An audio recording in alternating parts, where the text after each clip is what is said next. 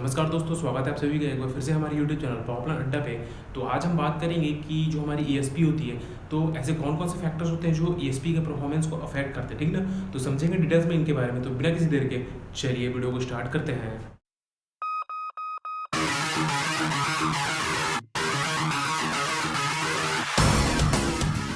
तो बात करते हैं कि कौन कौन से फैक्टर्स हैं जो हमारे ESP के परफॉर्मेंस को अफेक्ट करते हैं, ठीक है ना।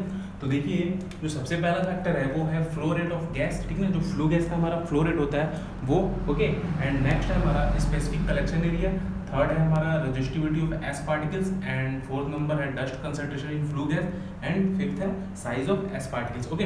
तो एक एक करके समझेंगे इनके बारे में। तो सबसे पहले हम बात करते हैं कि फ्लो रेट ऑफ गैस, ठीक ना, ये हमारा ESP के परफॉर्मेंस को कैसे अफेक्ट करेगा, ओके। तो देखिए, फ्लो रेट ऑफ गैस क्या है, दैट मीन्स कि जो हमारी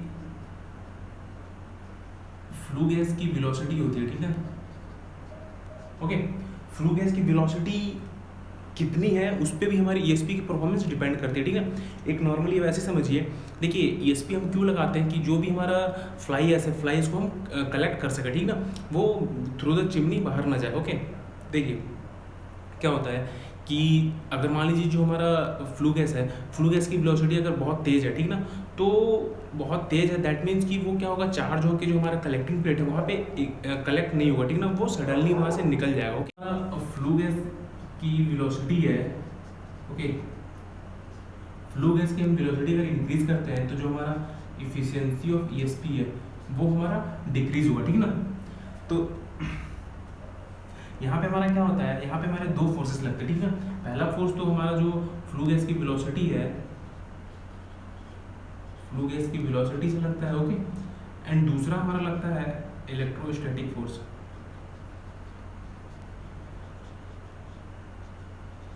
ओके। कितने दो टाइप के फोर्सेस लगते हैं इसमें। एक तो हमारा जो फ्लू गैस की वेलोसिटी उसके उसके कारण जो फोर्स लग रहा है, एंड दूसरा हमारा इलेक्ट्रोस्टैटिक फोर्स के कारण, ठीक ना। तो यहाँ पे देखते हैं, ये मान लीजिए हमारा इलेक्ट्रोस्टैटिक फोर्स है और ये हमारा फ्लू गैस की वेलोसिटी है, ठीक ना। तो देखिए यहाँ पे क्या होगा, तो जो हमारा ये हमारी फ्लू गैस की वेलोसिटी है और ये हमारा इलेक्ट्रोस्टैटिक फोर्स लग रहा है, ठीक ना। तो यहाँ पे जो हमारा फ्लो होगा ना, जो ये दोनों एक दूसरे के परपेंडिकुलर है, ओके। तो यहाँ पे जो हमारा इसका जो फ्लो आएगा, मतलब जो फ्लू गैस का फ्लो आएगा वो इसका रिजल्टेंट आएगा, ठीक ना, कुछ ऐसा रहेगा, ओके। देखिए, अगर इस कंडीशन में फिर क्या होता है कि अगर मान लीजिए कि हमारा इलेक्ट्रोस्टैटिक फोर्स अगर ज़्यादा लग रहा है तो फ्लू गैस हमारा इसके साइड से होके निकलेगा।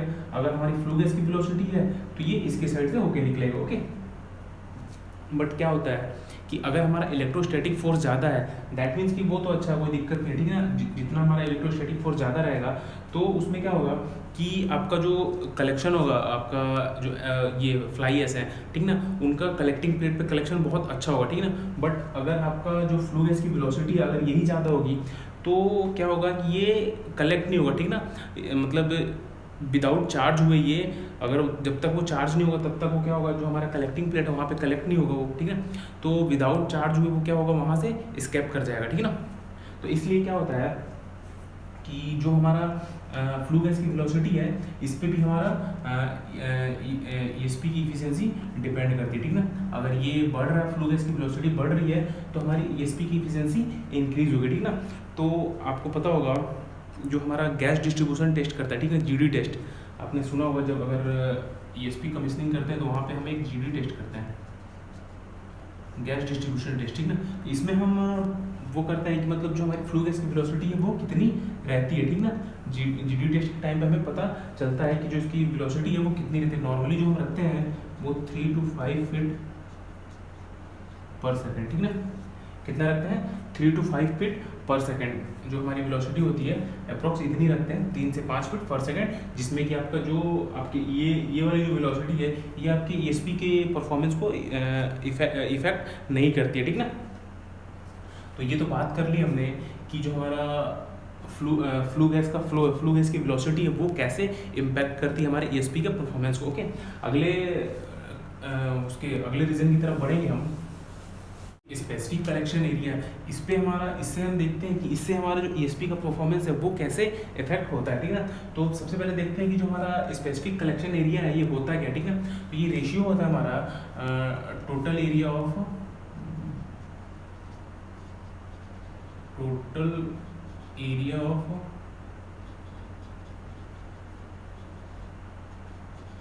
Collecting plate upon total volume passes total volume of flue gas. Okay, क्या होता है हमारा स्पेसिफिक कलेक्शन एरिया कि जो हमारा कलेक्टिंग प्लेट है उसका टोटल एरिया कितना है और उस एरिया से हमारा कितने कितने वॉल्यूम का फ्लू गैस फ्लो होने वाला है, ठीक है ना। मतलब कि जो हमारा कलेक्टिंग प्लेट है उसका टोटल एरिया कितना है डिवाइडेड बाई जो हमारा फ्लू गैस फ्लो होने वाला उसका वॉल्यूम कितना है, ठीक है। तो ये होता है हमारा स्पेसिफिक कलेक्शन एरिया। ओके, तो अगर मान लीजिए कि जो हमारा ईएसपी डिज़ाइन है, ठीक है ना, तो वो हम ये इन दोनों फैक्टर को कंसीडर करके ही डिज़ाइन करते हैं कि हमारा कलेक्टिंग प्लेट का एरिया कितना है और इस एरिया से हम कितना फ्लू गैस फ्लो करवाने वाला है, ठीक ना। तो अगर मान लीजिए इनमें से अगर कोई भी डिस्टर्ब होता है तो भी जो आपका ईएसपी की परफॉर्मेंस है, ईएसपी की कलेक्शन परफॉर्मेंस है वो डिस्टर्ब हो जाएगी, ठीक ना। तो इस केस में हम क्या कर सकते हैं, अगर मान लीजिए कि हमारा डिज़ाइन हो गया, ठीक है ना, एंड देन आफ्टर क्या हो रहा है कि हमें प्रॉब्लम आ रही है जो हमारी ईएसपी की इफिशिएंसी है, ठीक है ना, कलेक्शन इफिशिएंसी, वो अगर उसमें अगर प्रॉब्लम आ रही है, ठीक ना, वो अगर डिक्रीज हो रहा है, इसमें हम क्या कर सकते हैं कि जो कलेक्टिंग प्लेट का जो एरिया है उसको बढ़ा सकते हैं या फिर जो हाइट है चिमनी की, sorry height of ESP, okay, उसको भी हम इंक्रीज कर सकते हैं, ठीक ना। तो जो इससे हमारा प्रॉब्लम आ रहा था स्पेसिफिक कलेक्शन एरिया से जो हमारा परफॉर्मेंस पे इफेक्ट पड़ रहा था ईएसपी के, वो नहीं पड़ेगा, ठीक ना। तो ये तो बात कर ली हमने स्पेसिफिक कलेक्शन एरिया की, ठीक ना, कि कैसे ये इफेक्ट करता है ईएसपी की परफॉर्मेंस को। ओके, नेक्स्ट देखते हैं resistivity of S. Third number था हमारा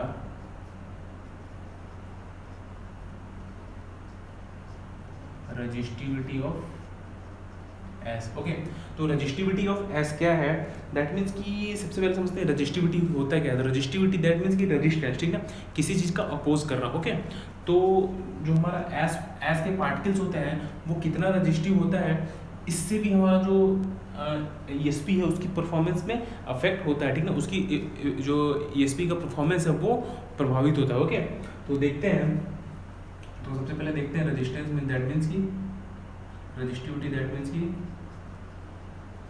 रेजिस्टेंस या फिर अपोज। ओके, क्या होता है रेजिस्टेंस, तो ये क्या करता है कि जो इलेक्ट्रिकल कंडक्शन होता है उसको रजिस्ट करता है, ठीक ना। तो देखिए अगर जो क्या होता है कि बात करते हैं कि जो हमारा एस पार्टिकल्स है, ठीक है ना, अगर वो कम रजिस्टिव होगा या फिर ज़्यादा रजिस्टिव होगा, ठीक ना, तो किसमें कितना क्या इफेक्ट पड़ेगा, ठीक ना। तो जैसे मान लीजिए कि जो हमारा एस पार्टिकल्स है अगर वो लेस रजिस्टिव है, ठीक ना,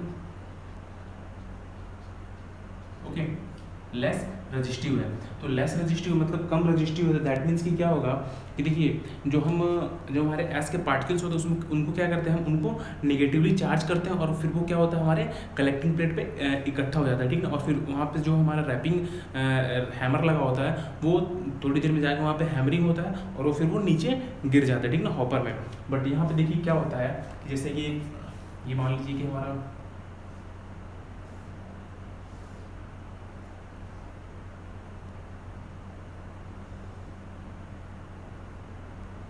ये मान लीजिए हमारा कलेक्टिंग प्लेट है, ठीक ना, और ये हमारा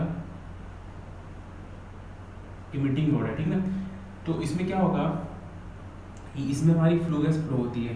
ओके, तो यहाँ से क्या होता है कि हम यहाँ से आपका क्या देते हैं, यहाँ पे हम सप्लाई,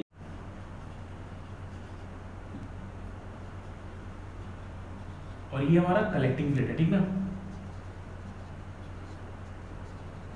ओके, तो इसमें क्या होता है कि देखिए हम यहाँ से सप्लाई देते हैं ताकि जो हमारा फ्लू गैस के पार्टिकल्स हैं वो चार्ज हो जाए, नेगेटिवली चार्ज हो जाए और हमारे इस पे जो हमारे कलेक्टिंग प्लेट है यहाँ पे कलेक्ट हो जाए और थोड़ी देर बाद क्या होगा उनका, उनमें हमारा जो ये हैमरिंग वाला मैकेनिज्म लगा रहता है, तो हैमरिंग होगा तो वहाँ से ये फिर नीचे गिर जाएगा, ठीक ना।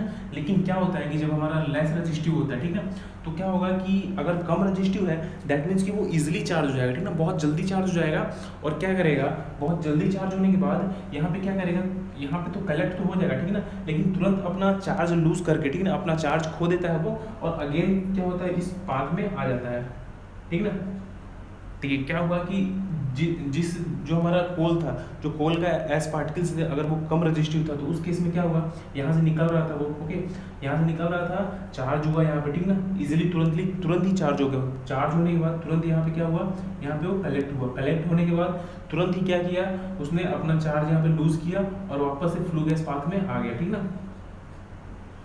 तो ये कंडीशन तो कब आती है कि जब हमारा एस पार्टिकल्स है वो कम रजिस्टिव हो, ठीक है। इसको हम री इंट्रेन बोलते हैं, ठीक ना, री इंट्रेन इस प्रोसेस को। क्यों, क्योंकि वो वापस अपना चार्ज लूज करके वापस से हमारे फ्लू गैस पाथ में आ जा रहा है, ठीक है। तो ये हमारा री इंट्रेन बोलते हैं इसको, ओके। अब नेक्स्ट देखते हैं, अगर मान लीजिए कि हाई रजिस्टिव है, ओके, हाई रजिस्टिव है तो क्या होगा। तो देखिए अभी जैसे हमने देखा कि लो रजिस्टिव में क्या करता है, वो इजीली चार्ज हो जाता है और यहाँ पे कलेक्ट होता है, देन आफ्टर मतलब थोड़ी देर में क्या करता है, अपना वो चार्ज लूज करके वापस फ्लू गैस पाथ में निकल लेता है, ठीक ना, वापस फिर से फ्लू गैस पाथ में जाके चिमनी से बाहर निकलने की कोशिश करता है। लेकिन वहीं अगर हमारे जब हाई रजिस्टिव है तो उस केस में क्या होता है, देखिए हाई रजिस्टिव होगा तो क्या होगा कि एक तो वो जल्दी चार्ज नहीं होगा, ठीक ना। लेकिन यहाँ पे क्या होता है कि आपको पता है कि हम लोग ये रेक्टिफायर ट्रांसफार्मर्स है क्या, इतना हाई डीसी सप्लाई देते हैं ताकि वो इजीली चार्ज हो जाए, ठीक ना। तो उस कंडीशन में क्या होता है, जो हमारा हाई रजिस्टिव है तो क्या करेगा, एक तो इजीली चार्ज नहीं होगा, लेकिन हमारा जो सप्लाई है डीसी सप्लाई वो बहुत ज़्यादा हाई वोल्टेज का रहता है। तो क्या होता है कि वो चार्ज तो हो जाता है, ठीक ना, चार्ज हो जाता है, लेकिन क्या होता है कि जो निगेटिव सब चार्ज हो गया यहाँ पे, ठीक ना, जो हाई रजिस्टिव एस पार्टिकल्स है वो चार्ज हो गया, यहाँ से निकल रहा है, ठीक ना, यहाँ से चार्ज लिया, ओके, नेगेटिव जब, और यहाँ पे आके कलेक्ट हो गया तो लेकिन क्या हुआ कि वो बहुत ज़्यादा हाई रजिस्टिव था, ठीक ना। तो क्या होता है कि यहाँ पे वो अपना नेगेटिव चार्ज लूज नहीं कर पाता है, ठीक ना, लूज नहीं कर पाता तो क्या होता है, जो हमारा कलेक्टिंग प्लेट है ना वो भी निगेटिव जो चार्ज है यहाँ पे कलेक्ट होने लगता है, ठीक है, ये भी निगेटिवली चार्ज होने लगता है, ओके। फिर क्या होता है, नेगेटिव चार्ज होने लगता है, तो ये देखिए ये जो यहाँ से भी हमारा फिर बैक कोरोना जनरेट होने लगता है, ठीक है ना। क्या होता है यहाँ देखिए, इसमें क्या था, इधर से हमारे डीसी सप्लाई, इधर से हमारा कोरोना इफेक्ट आ रहा था, जिसकी वजह से क्या होता है, हमारे एस के पार्टिकल्स चार्ज हो रहे थे और यहाँ पे हमारे कलेक्ट हो रहे थे। लेकिन जो हमारा हाई रजिस्टिव था उसमें क्या हुआ कि वो चार्ज तो हुआ, ठीक है, इधर से चार्ज हुआ, यहाँ पे कलेक्ट हुआ, ठीक है, लेकिन वो क्या हुआ कि इतना हाई रजिस्टिव था कि वो अपना चार्ज लूज ही नहीं कर पाया, ठीक है, चार्ज लूज नहीं कर पाया, और जो हमारा कलेक्टिंग प्लेट था वो खुद ही निगेटिव चार्ज हो गया, ठीक ना। जब खुद ही निगेटिव चार्ज हो गया तो ये इधर से फिर बैक कोरोना देने लगा, ठीक ना, क्या देने लगा, बैक कोरोना। तो इस इफेक्ट को हम बोलते हैं बैक कोरोना इफेक्ट, ठीक ना, क्या बोलते हैं, बैक कोरोना इफेक्ट, ओके। तो ये तो बात कर ली हमने कि अगर हमारा जो एस पार्टिकल्स है अगर ज़्यादा रजिस्टिव है तो भी हमारे ESP के परफॉर्मेंस के लिए हानिकारक है, और कम रजिस्टिव है तो भी वो हमारे ESP के परफॉर्मेंस के लिए सही नहीं है, ठीक ना। इसका जो यूनिट होता है रजिस्टिव का, ये ओम सेंटीमीटर होता है, ठीक ना, क्या होता है, ओम सेंटीमीटर। तो जो हमारा एस के जो हमारा कोल के एस होते हैं, तो कोल के जो एस होते हैं उनकी रजिस्टिविटी होती है जो वो 10⁸ to 10⁻12 ओम सेंटीमीटर होता है, ठीक ना। कितना होता है, 10⁻12 to 10⁸ to 10⁻12 ओम। एस की रजिस्टिविटी है वो इसके टेम्परेचर पे भी डिपेंड करती है, ठीक ना। अगर जो हमारा फ्लू गैस का टेम्परेचर ज़्यादा है तो उसमें हमारा जो रजिस्टिविटी होगी वो भी ज़्यादा होगी, ठीक ना। और इसको हम रजिस्टिविटी को मेंटेन करने के लिए क्या करते हैं कि इसकी कंडीशनिंग करते हैं। कंडीशनिंग करने के लिए क्या करते हैं, हम सल्फर ट्राईऑक्साइड का इस पर स्प्रे करवाते हैं, ठीक ना,